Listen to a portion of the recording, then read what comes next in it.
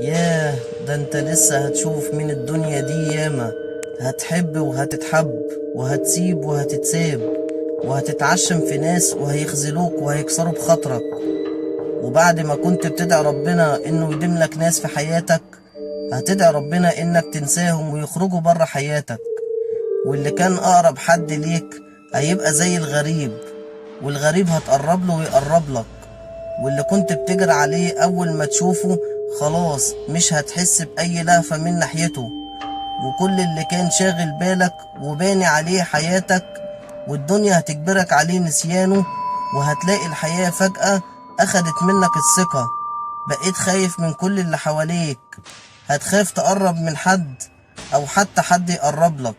وكل اللي كان ملكك هتشوفه قدام عينك ملك غيرك، وملكش حق فيه أبدا. واللي انت بنيته طول سنينك هيتهد فجأة قدام عينك في ثانية، وهتتباع عادي جدا برخص التراب من الناس اللي انت اشتريتهم بحياتك في الدنيا دي. هتفضل تاخد وتاخد وتاخد منك، علشان كده اوعى تشغل نفسك بيها ابدا.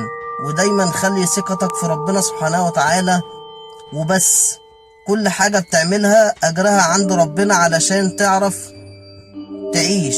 وحب نفسك قوي واهتم بيها، علشان هي الوحيدة اللي تستاهل انك تحبها.